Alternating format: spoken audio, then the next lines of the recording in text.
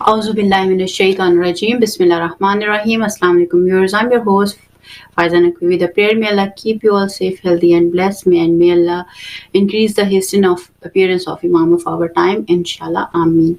Today the topic we are about to discuss is related to the situation in West area, especially the collapse of Assad regime has created a huge chaos for not only Syrian people, where earthquake bombing is ongoing continuously, and within a week or so, their situation is deteriorating, and people are suffering and dying out of suffocation, and no one knows what's happening exactly over there by Israeli airstrikes and earthquake bombs.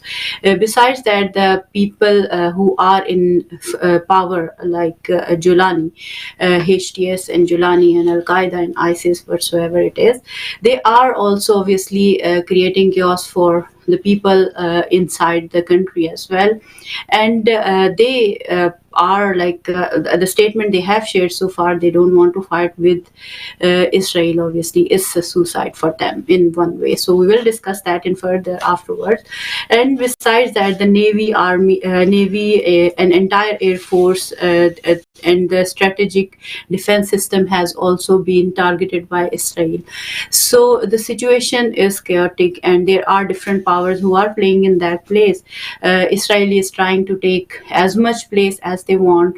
On the other hand, Ottoman Empire by the Erdogan, he is taking obviously places which he wants, and there is US, UK or Western strategy going on over there. The dream of Greater Israel is being materialized somehow, and there is one dream of obviously Israel, one dream of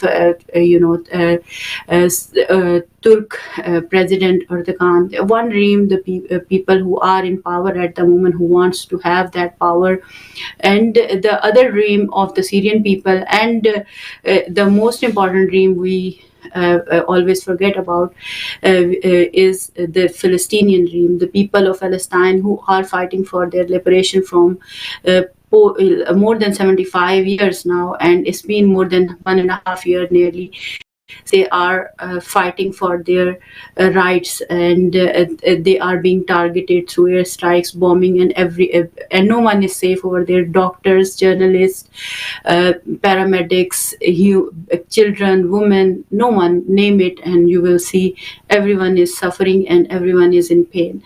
So the situation in Lebanon is also obviously the same. The people over there are also facing humanitarian crisis and many more other things. So what is the which dream is going to be like materialized, and what is the situation of Iran over there now, how things will recover, especially in terms of access of resistance, and from the perspective of Iran, and how West is going to move forward in that region, and what is going to happen with the people of Syria and people of Palestine and the people of this whole region. So what kind of future we are about to look at, and we are about to enter, for instance, and after Trump, when he will take power, what will happen? So there are so many questions, and things are very complicated. They are not as simple. So we will look into these things with our prestigious guest. I'll move on to, we do have Dr. Marcus, who is author, writer, and historian, and we do have Farah Hughes with us. He is also journalist, activist, and director of Palestinian Aid. He runs, and we do have Sister Batul, who is analyst, commentator, and analyst. Assalamu alaikum, and hello and good evening, and thank you so much for joining me today, and I'm very grateful for that. First of all, Dr. Marcus, I would like to have your view upon the whole situation, first of all, in the region, especially from the, if keeping in view the Palestinian cause in your mind, the people of Gaza are still facing so much pain. And in just 1 or 2 weeks nearly, the people of Syria are in so much chaos. So, how do you see the whole situation in Syria, in Lebanon, in Gaza, and the strategy of United States, UK, or West? Well, with the fall of Syria and the destruction of the Syrian state, the dynamics of West Asia have changed completely. It is far too early to attempt to draw any concrete conclusions as to how the Syrian government was overthrown. But what is very clear is that America, Turkey, and Israel conceived and initiated the Al Qaeda offensive, which resulted in the overthrow of the Syrian government. Now, the Americans conceived and initiated the Al Qaeda offensive as a way of attempting to force Russia to fight on two fronts, namely in Ukraine and in Syria, with the hope that the Russians would lose control of the situation in Syria and would no longer be able to protect militarily the Syrian state. Let us not forget that for some 60 years, Syria had been the eyes and ears of Russia. There was immense political, military, and intelligence sharing between Damascus and Moscow. But now, as a result of the destruction of the Syrian state, Russia has been ejected from the Middle East, turning to Turkey. Turkey supported the Al Qaeda offensive as a way of pursuing the Greater Turkey agenda. So we see now that Turkey is on the verge of annexing parts of northern Syria, such as Aleppo, which is an ancient Christian hub. In regard to Israel, well, the Israelis are pursuing a Greater Israel agenda. They have invaded Syria, and they have captured Quneitra and adjacent areas, and they are very close to being on the southern outskirts of Damascus. But also, the Israelis supported the Al Qaeda offensive as a way of delivering a terrific blow to Palestinian resistance. Because, of course, Syria has been the lifeline for the Palestinian people for some 60 years. Now that Syria is dead, and let's be very clear about it, Syria is dead, and its corpse is being dismembered. Now that Syria is dead, the Palestinian people have lost their lifeline. And what is quite remarkable is the amount of ordinary Palestinians who are rejoicing in the overthrow of the Syrian government. They are rejoicing in the destruction of the Syrian state. Just think about that. They are rejoicing in the destruction of their own lifeline. If we turn to Iran, of course, Iran will remain a very powerful country politically, economically, and militarily, but it has also received a tremendous blow. I suspect going forward that Russia and Iran, whilst they already enjoy a strategic partnership with one another, will look to intensify their collaboration with each other even further. But what we have seen in the last week or so is the full force of the American empire.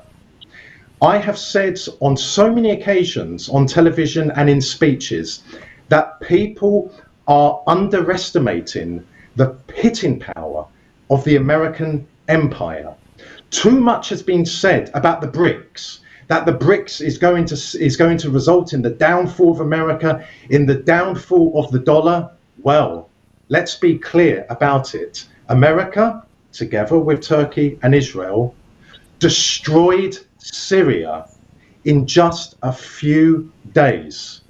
That demonstrates that the American empire, whilst it has become weakened, is still unbelievably strong, is so formidable in its overall power that it is quite terrifying. So again, the dynamics of the Middle East has changed. Al-Qaeda and ISIS have now come to power, which only a few weeks ago would have been unthinkable. Russia has been ejected from the Middle East. There is very little point in people saying that Russia may keep its airbase in Latakia and its naval base in Tartus. Well, I don't think that will happen because the people in power in Damascus are beholden to the Americans, the Turks, and the Israelis. And also, you will soon see American, British, French, and Turkish warships docking in Latakia and also in Tartus. But ultimately, Russia has been ejected from the Middle East because the collaboration that it enjoyed with Damascus politically, militarily, and in terms of intelligence has been destroyed. Again, Iran has received a tremendous blow, and the biggest victims of all are the Palestinian people. Thank you, Dr. Marcus, for analyzing and sharing your viewpoint on the current situation. Farah, what are your thoughts on the current situation after, obviously, whatever happened in Syria? How do you see the situation of people of Gaza and the cause cause of liberation going? What kind of policy do you think there is going to be any shift of policy after Trump will take over or something?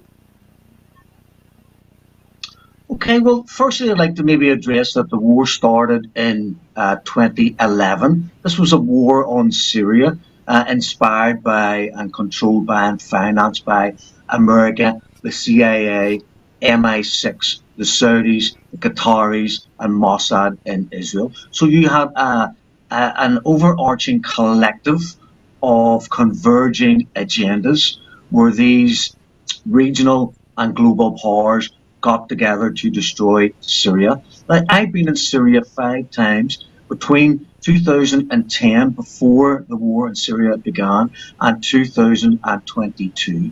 I had the honour to meet President Bashar al-Assad on 2 occasions when I attended the World Federation of Trade Union Congress in Damascus. We met him as an international delegation. We met him in the palace, and we met him in another venue. He spoke candidly about why the war began in Syria in 2011. He told the assembled guests that he was approached by the Americans, and I assume others, who told him it would be to the benefit of the Syrian Arab Republic to throw its lot in with Israel and the West. Otherwise, there would be the famous consequences if they don't play ball. Well, the consequences were the war in Syria in 2011, with tens of thousands of Takfiri fundamentalist Islamists coming in from Saudi Arabia. We know they're from China. We have the Uyghurs. There's people from Kazakhstan. There's people from the Balkans. The majority of the people who were actually involved in the war of terror in the attempted regime change from 2011 on were not Syrians in totality. If 50 to 60% of those were outside agitators financed by the likes of Turkey when they became involved later on in the disturbances. So there was a plan to get Syria to come into the Western fold. Assad refused, and then he had to defend the Syrian Arab Republic along with the Syrian Arab Army for 4 years between 2011 and perhaps up to 2015, when the Russians and others came to the aid of Syria. I've always had a personal opinion that I think Russia, outside of their bases in Syria, came to the aid of the Syrian Arab Republic because ISIS was a group that was, as we've said or agreed, financed by the CIA and others. It was designed, I believe, that once it had toppled Syria, that those fighters would then potentially take their jihad further into Eastern Europe, further into the Balkans. We're witnessing the destabilization right now of Georgia. We have seen the destruction of parts of Eastern Ukraine because the CIA and others financed the 2014 regime change coup, leading to the fascist regime takeover of the democratically elected government of the Ukraine. So Syria has been destroyed, in my opinion, because President Assad refused to bow the knee to America's foreign policy, and Syria has then paid the price. Now, in 2017, there's been a de facto ceasefire with demarcation lines, with not that much kind of toing and froing between the opposing forces. If you remember Sri Lanka and the Tamil Tigers, they fought the Indian government to a standstill in Sri Lanka. They had a demarcation line, and they had several years of a peaceful, almost demilitarized buffer zone. So you go from being on guard 24 hours a day to slowly beginning to relax as the violence is slowly turned off and normality returns. Then soldiers leave the front, people become more relaxed.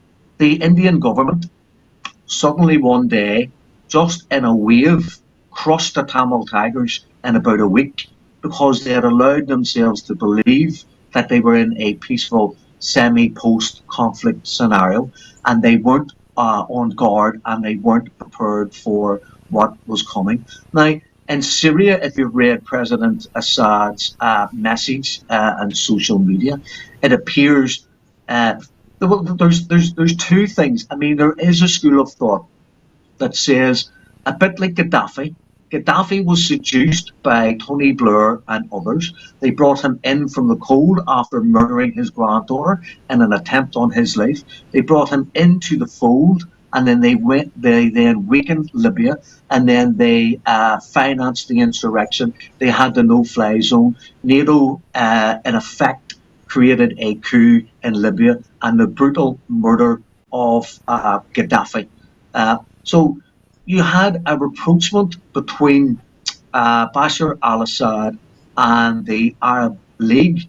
You had people reopening their embassies in Damascus, and it appears that there was a pincer movement where they were showing solidarity with Syria, inviting them back into the fold, but asking them to distance themselves from Iran and distance themselves from Hezbollah. And there are reports or rumours that both the IRGC and Hezbollah presence has been reduced from 2017 until 2024, and that they weren't actually in the country in any real strength to protect the Syrian Arab Republic. I've also seen a 7-point statement that claims to have been an offer made to President Assad, which claimed that the transitional government would justify and accept the rights of everyone under the constitution. They wouldn't destroy the Syrian Arab army. They wouldn't destroy, I assume, Shia and Alawite and Christian shrines and places of worship in Syria. So it appears he was given a document that if he left, that this is this peaceful transformation. If you watch the BBC, if you watch CNN, God forbid, if you watch Al Jazeera, you'll hear them constantly saying there's a peaceful transition of power, money's going to come into the country, they're going to rebuild, people will have the chance to form a democratic coalition with a plebiscite and a mandate from the people. None of this is going to happen. We're seeing the balkanization of Syria. They talked about the Union plan. I know they're talking about the General's plan in Gaza, but there was another one about the balkanization and the breakup of Syria into like an Alawite state on the coast and a Christian state somewhere else. And when you look at Jelani, he said, and the people around him said, the Christians can go to Beirut and the Alawites will go to their graves. So there's going to be a balkanization. There's going to be terror on the streets of Syria. There's going to be blood, sadly. There may or may not be resistance formed to this new Islamist kind of Takfiri Salafist Wahhabi coup that's in place. But, you know, it has like the domino effect that they tried in South America, where they went after one revolutionary socialist country after another. They went for Nicaragua, they went for Chile, they went for all these countries that had voted for leftist politicians. So in Syria, you're not going to have democracy. You're going to have the HTS, which is really run by Turkey. You're going to have Turkey taking a large swathe of the country, almost in a pincer as well, with the Israelis coming down at the opposite end of the country. So one of the IRGC generals tweeted about 10 weeks ago. He was warning, I believe, the Iranian government that if you let Hamas fall and then the West Bank, they will then go to Lebanon, and they will then go to Syria, and they will then go to Iraq. So I think we're watching as the unfolding of this greater plan of, because there is an axis of resistance, but perhaps because it didn't act in unity as one and attack Israel all at the same time, they're chopping it off bit by bit. And there were rumours, or there were people saying that the Yemenis wanted to use the parts of near the Golan Heights to open another front with Yemeni troops against the Israelis, which Assad refused. So it'll take a while for the truth to come out and for everyone to know, if we ever know, exactly what happened. But the de facto reality is Syria is lost. That is unquestionable. Will they use these empowered attack theories with their American and Turkish and NATO weapons to now focus on Iraq and return to Mosul and other areas in Iraq? And then you're going to have these attack theory mercenaries on the border with Iran. And is Iran eventually next on the chopping block?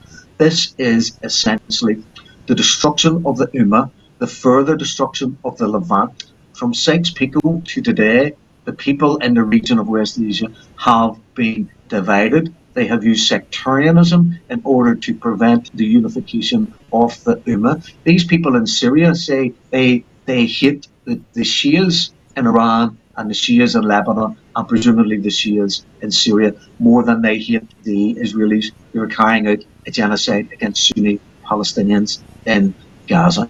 So my fear is that they're going after one group, one at a time, and they're getting emboldened with each victory that they appear to have done. They have moved most of the people now out of Rafah, and it looks like their intention is to destroy all the buildings in Rafah. There'll be nothing left for anyone to have shelter or anyone to live. And in Syria, in conclusion, there are 1 million refugees, displaced people, internally within the last 10 days in Syria, and 70% of the people are in need of assistance, be that food, water, aid, shelter.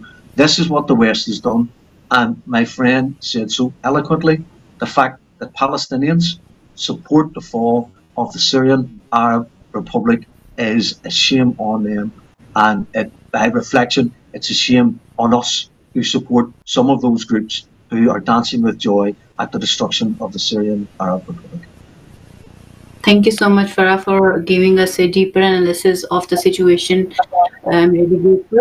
Sister Batul, what are your thoughts, especially if you would like to add anything what Farah said and Dr. Marcus said, you can add later. But first of all, I'm really concerned after falling of Assad. Iran is failed and Axis is failed and everything is finished. And it looks like the liberation movement which was going on is failed as well.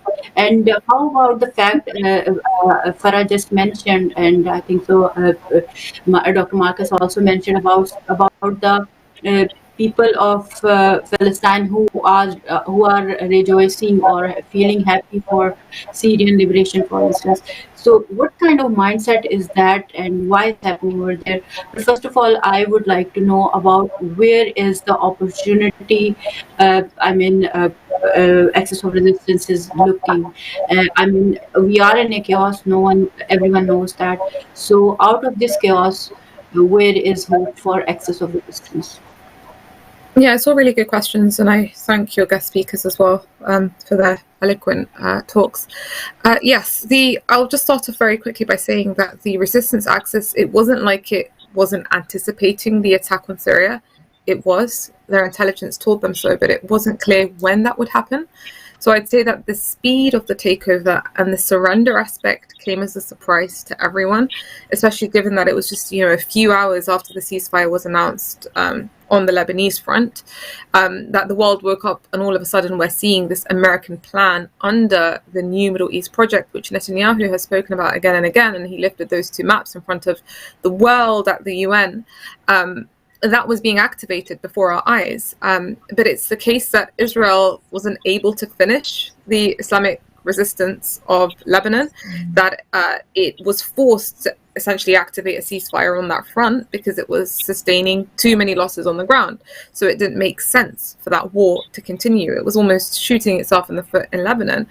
And of course, the default would be to activate their proxies. As soon as you heard that statement of Netanyahu saying Bashar al-Assad is playing with fire, all of a sudden you had the swathes of these so-called rebels that just took over Syria. And we saw how the Syrian Arab army didn't fight. And this new civil war was prevented at this stage, so to speak. But absolutely, as they said, that Syrian government was the bridge between the resistance, although it didn't play any kind of core direct role in confrontation with the occupation entity. It played a very important role in terms of facilitating the logistics of the resistance, acting as a corridor and a supply route. We also know that the Americans, through the UAE, they put a lot of proposals forward to Bashar al-Assad. If you cut your relations with Iran, we'll remove your debt. So there's many dimensions to what happened, because of course you also have, the fight of the resistance post Al-Aqsa flood shifting towards the Israeli occupation entity. So for this past year, we've seen unity between the Muslim Ummah against that kind of primary enemy, which is Israel. And there is a kind of hesitancy on the part of, especially the Islamic Republic of Iran, I think, to go back to a kind of sectarian war. It's almost like Jerusalem now is seen as the compass, and Iran deemed that it alone wouldn't be able to liberate Syria when you don't have a Syrian Arab army that's fighting. You need the Russians to cover the air force as well, which I think this is something that Dr. Marcus was hinting to. America's strategy of shifting Russia to potentially strike a deal with the US that if they withdraw from Syria in exchange for halting the war in Ukraine. So that was happening. And so that conspiracy that Syria needs to be hit as the middle link is something that has existed for decades and decades. And WikiLeaks shows that, the CIA documents show that, the statements of, the heads of the CIA and NATO, when they say we need to take out these 7 countries in 5 years, or 5 years in 7 countries, and that common point between the war of terror 2011 and 2024, as we're seeing right now, is that Syria is that core. It's what made the resistance axis an axis, because it's what connected effectively Iran through to Iraq, into Lebanon, and then Palestine. But what I would say about your question about sectarianism is that, unfortunately, sectarianism is the most potent card that America has been successful in utilizing against the Muslim Ummah, because it has yielded results. And we have to understand that this is based upon decades and decades and decades of making it seem like Iran is this imperialistic hegemon that wants to spread, the so-called Shiite crescent, the spread of Shiite imperialism. That was actually a term that was first coined by the King of Jordan, Malik Abdullah, back in 2003 and 2004. So this is America using their proxy Arab regimes in the region to espouse this kind of talk, to get the Muslim Ummah to the point where they look at the Islamic Republic of Iran and think of that as the enemy as opposed to Israel. So they've been successful in transferring, actually making the primary ones who are fighting the occupation, really the only ones that are steadfast in fighting the occupation, are painted to be the enemies of the Ummah. What I will say in terms of the resistance, though, is that resistance in general, as a concept, it's an idea that resides in the hearts of those who believe in it. Whether or not one possesses the ability to act in the material sense, that belief itself is quite foundational. And this concept is ingrained and inherent in every free individual. No force can get rid of that sense of resistance. It's an innate disposition, no matter the extent of the aggression that is employed. But it's the transformation of that belief into action that gives the material form of the resistance. And I think that was the crux of Sayyid Ali Khamenei's speech today as well, where he was speaking about how the effect on the morale and the awakening of the masses globally, due to the mass killings in Gaza, and also the extent of the resistance that people are seeing on the ground in Gaza and in Lebanon, this, I think, is the most important aspect of any movement, is the ability for them to consolidate their ideas. And we're seeing that this idea of resistance has now spread globally, even without planning for it, even without sponsoring and paying. I mean, the enemy, the Israeli occupation entity, spends billions and billions of dollars on the media machine that justifies its propaganda and that garners consent and that spreads sectarianism. But the side of the resistance doesn't have that. But the feeling is natural, it's organic, it's innate. So, for example, you see that in places like the Jordan or the West Bank, you see individuals taking upon themselves acts of resistance. Those are the people who can't withstand the level of oppression that falls on them. So they resort to operations that they themselves plan, this form of decentralized resistance. That has the potential to expand, but I think this requires a certain environment. But I would say that this is one of the most important achievements of the Al-Aqsa flood, is that it's provided that environment in which the resistance has spread and has been nurtured. So even if the resistance was set back militarily due to the extent of the hits that it has received, due to the lack of parity in power as well, even if practically the resistance was set back, which it has, it will still continue to resist. And we're seeing that in Gaza, for example. Today they've ambushed and they've thrown an explosion where there were 15 Israeli soldiers within the heart of Gaza. Why is that? That's because the idea of resistance is stronger than everything. And we see, for example, that's why in Gaza, the resistance fighters, they come up with really innovative ideas, converting the remains of undetonated bombs into weapons that they can use against their enemies. Likewise, in the West Bank, you see an escalation. In Jordan, you see the people who are not under the occupation directly. This idea of resistance has grown within them, and they look for opportunities to carry it out, which is why Israel's best day was when Syria fell, but its worst day would be if Jordan was to fall, because ultimately then the West Bank becomes fully and completely exposed. That's why it's had to employ one of its divisions across the Jordanian border with the West Bank. So the occupation itself births the resistance, and nothing can cancel that, because the occupation can only achieve their goals through force, through transgression, and through kind of fear. And also we've seen that when the resistance on the ground, with its leaders as well, are killed on the front lines, when they never flee, when they never leave their trenches or their positions, this gives a motive and an incentive and an attachment between the masses and their leaders when they see them sacrificing like this. So in terms of, the resistance maybe receiving blows in the military sense, especially with the fall of Syria, this might even yield more opportunities. Opportunities exist in crisis that don't even exist in opportunities themselves. And you might even see the resistance take a more radical form as a result of this, because yes, the resistance axis is no longer in its previous form after it was hit with Syria, but its ability to now expand and encompass a bigger area exists, because the events of these past 14 months have nurtured this idea of resistance within the hearts of free individuals. And as I said, the foundation of every movement is to spread its idea amongst the masses. And so it's only natural for the resistance to expand its movement beyond what are now 6 fronts, given that Syria has fallen and it was the 7th front, such that it's able to then multiply, assimilate, and absorb into even wider areas. So I would say that the resistance, just to end on this, can take advantage of the chaos and work against Western interests, even in Syria. And this is something that Sayyid Ali Khamenei has spoken about, how a front in Syria can be activated with time through cooperation, through coordination with covert operational forces. This is not something that would be seen in the eye. But the resistance won't deal on the basis of Syria as a sectarian reality, because it sees the Ummah itself as greater than those extreme ideologies adopted.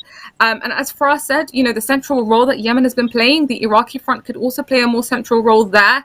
So new forms, I think, of action. Also in Lebanon, we could see that's benefited from over a year of warfare experience of utilizing rapid striking operations may emerge. Resistance in the West Bank, attention on Jordan, signifying a big opportunity for the resistance. And the focus would be on leveraging the strengths within the resistance, whilst avoiding Israel's excessive destructive capabilities. So the most successful of those kinds would be internal operations or decentralized operations. So I think the resistance is really taking lessons from this war as well.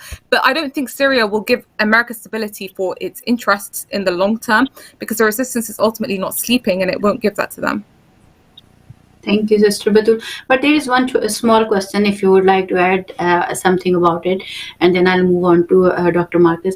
Is that obviously everyone, when you are in a battlefield, for instance, like especially when Axis is working over there from decades right now, so I mean, it was expected that this can happen sometime. So, do you think they didn't plan for it, or they didn't have any option, or uh, what was the reason they couldn't have a plan B for example, kind of supply or whatsoever they do from Syria Yeah. to Palestine? So, do you think they Yes, I absolutely get.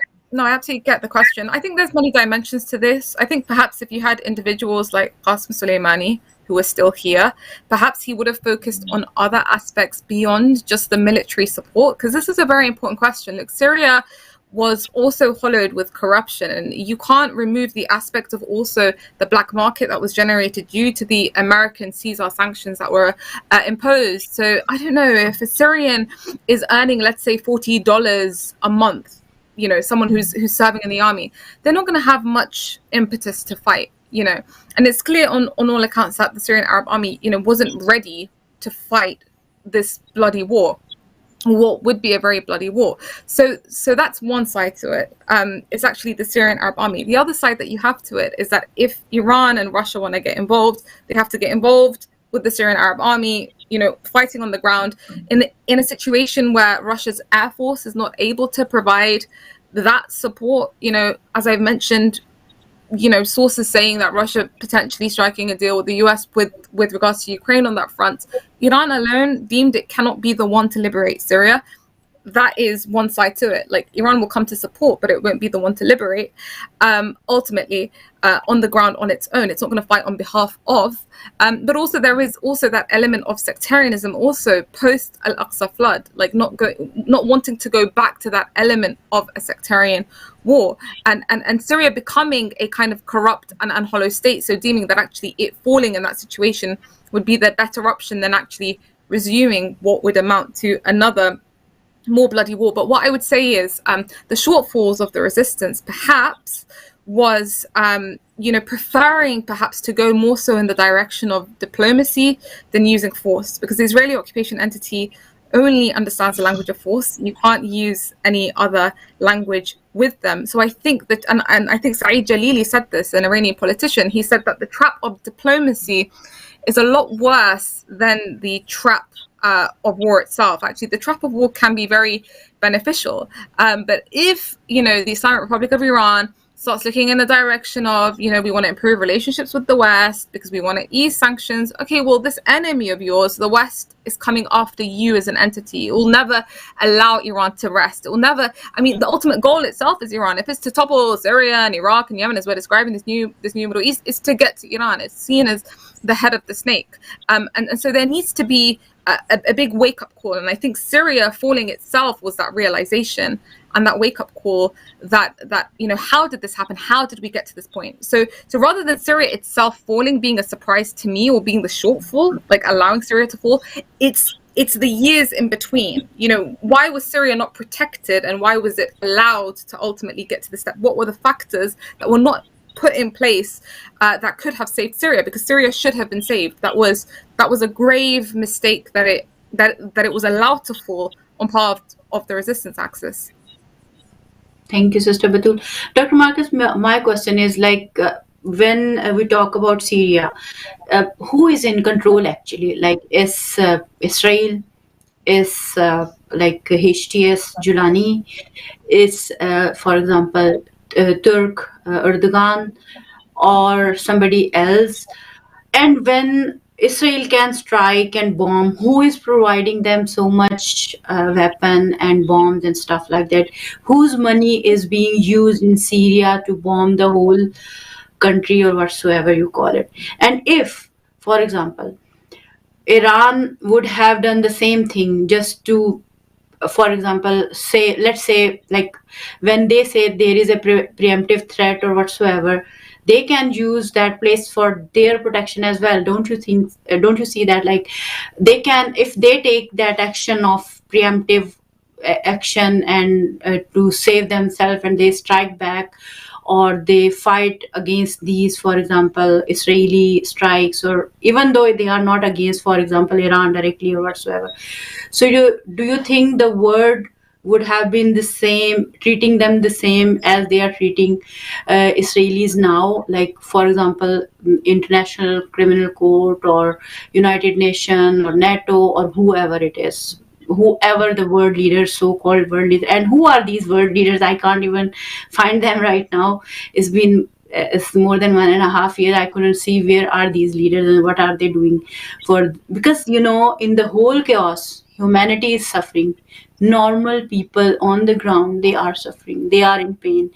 Women, if with the children in their wombs, pregnant women, old people, children, females who are being raped, children who have lost their parents and no one is there to look after them, whether it's Syria, whether it's Lebanon, whether it's Gaza or Palestine.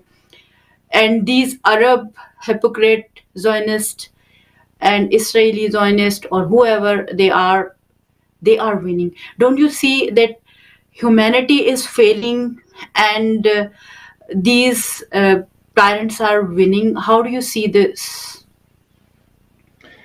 Jelani and his hordes of savages are controlled by the Americans, the Turks, and the Israelis, but ultimately they are controlled by the Americans. What is Turkey and what is Israel without America? So yes, Jelani and his hordes of savages are controlled in part by Tel Aviv, are controlled in part by Ankara, but ultimately they are controlled by America. And no doubt the British establishment also played a part in Jelani and his savages coming to power in Damascus. Syria will be used and abused. It will be raped. It will be plundered. Its natural resources, its industry will be stolen by the Americans, by the Turks, by the Israelis, and by other powers. And as Fra said, and I wholeheartedly concur with his analysis, what was once known as Syria, and I'm not going to call it Syria. Syria is dead. The lands which once comprised multi-confessional Syria will be used as a staging post to weaken Iran.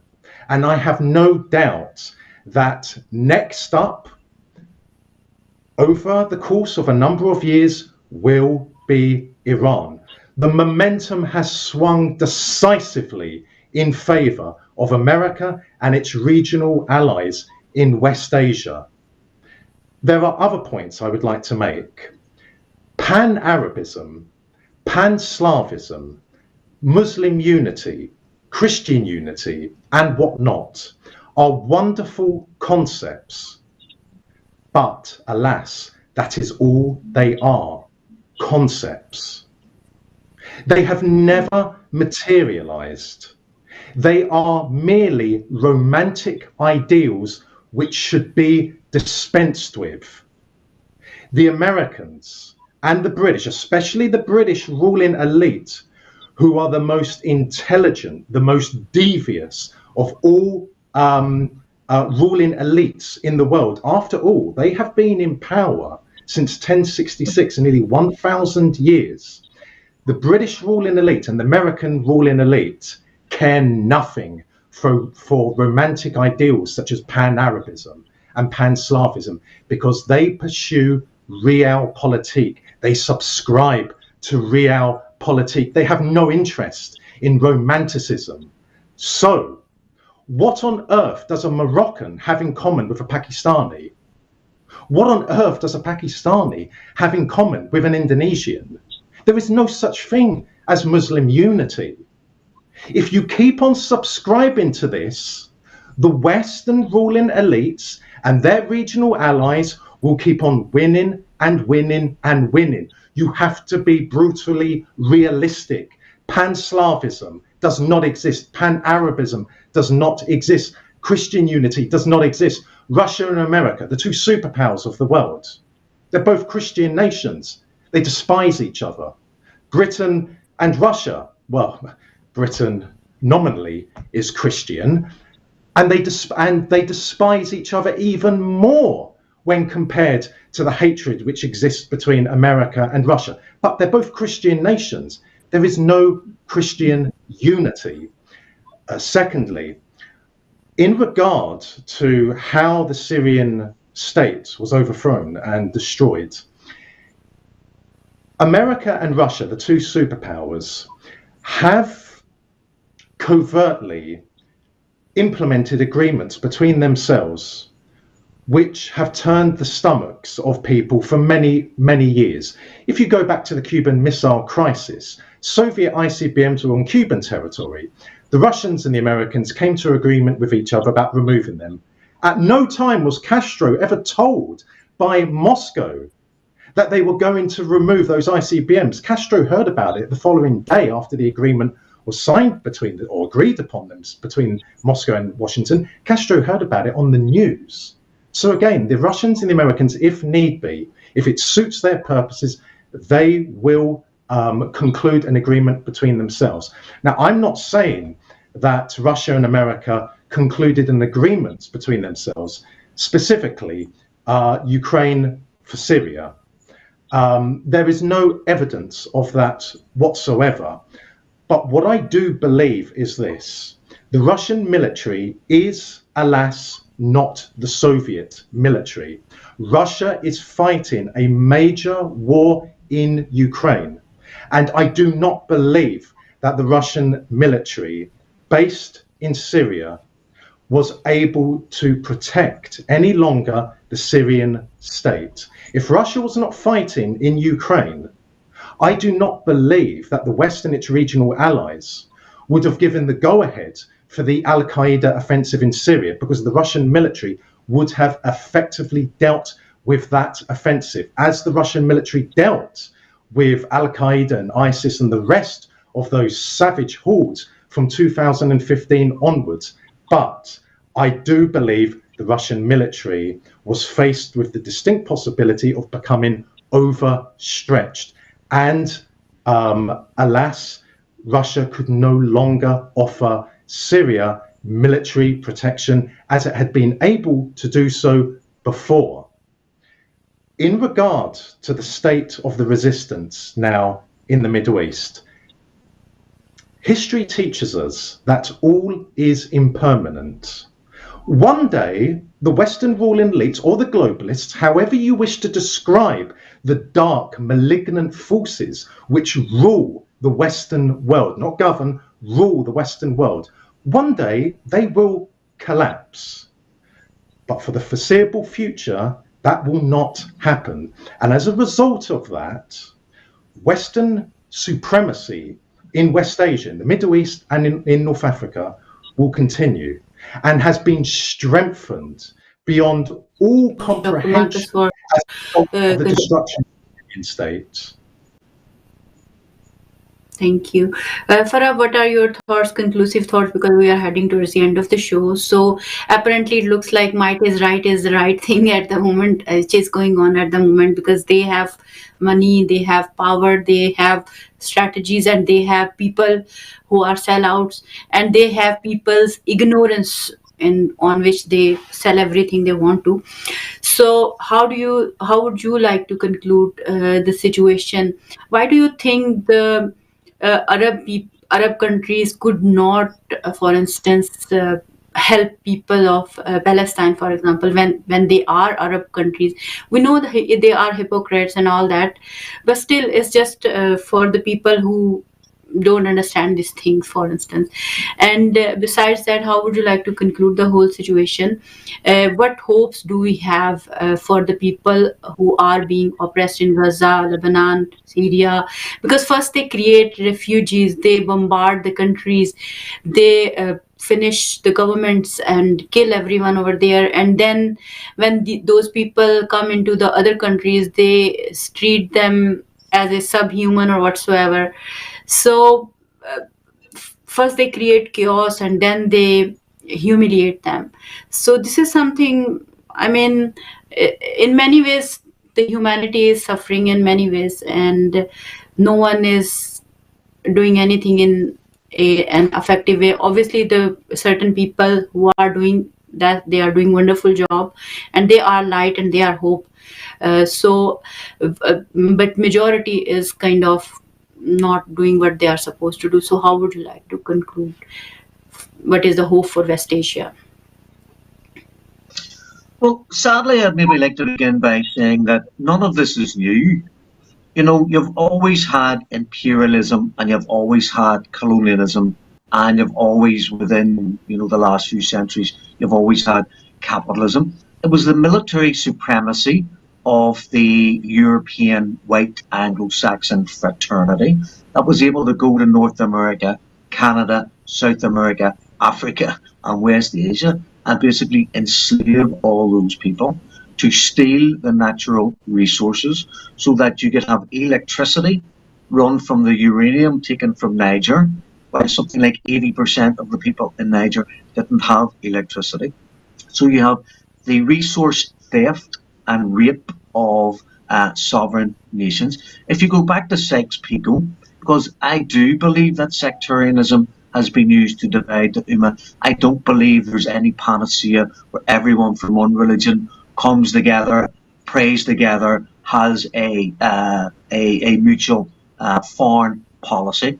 But when you create Saudi Arabia, when you destroy Transjordan, and then have Lebanon, and then have Palestine, and then have Syria, and then have Iraq and all the other countries in the region, you've had the whole of West Asia and Africa balkanized. You have people who do not have religious, cultural, or language similarities placed together within the construct of some confessional states such as Lebanon. They're specifically designed to be unstable from the very day that they were created through the Sykes-Picot Agreement. Now that's 108 years ago now.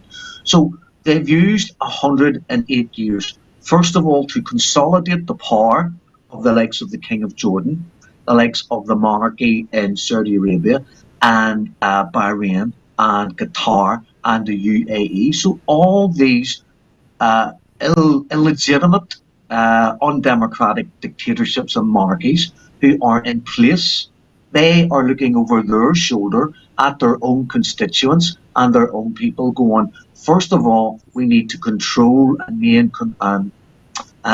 maintain control over our own people. So first of all, many of them are police states. Many of them have the abuses of civil rights. Many of them are abusive towards women in general and the basic nature of the fabric of society and the family. So you have interest groups that have been created externally within the Levant, within the region. I'm not saying everything was great under the Ottoman Empire. I'm simply saying they broke up the Ottoman Empire after the Turks were defeated in the First World War. They created kingdoms and fiefdoms that were under British and French control and military occupation. They had to leave when there were national wars of liberation to remove them from Egypt, to remove them from Yemen, to remove them from Syria and Iraq, and all those countries that I just mentioned that went on to have a revolutionary, Libya would be the same against the Italians, a revolutionary council in place that was maintaining the authenticity, I would believe, of the revolution. The first job of the revolutionary is to protect the revolution. It's not to say, right, we've got rid of the foreign occupiers, let's have free, democratic elections, when what you then have is the corruption of the politicians that we witness in the West every day, from Parliament to the Oval Office in the White House. So sectarianism is used to divide people, but we'll not say the Levant, let's say people.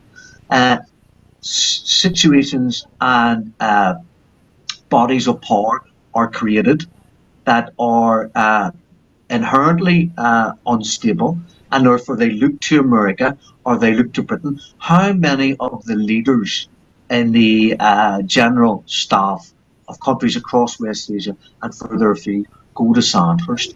These people go to the British Academy, Military Academy in Sandhurst, where they are groomed and some of them chosen for future projects within their state and others as basically a state asset of Britain. So divide and conquer, we all know, is how they roll. That's how they divide people. Sectarianism has people killing each other.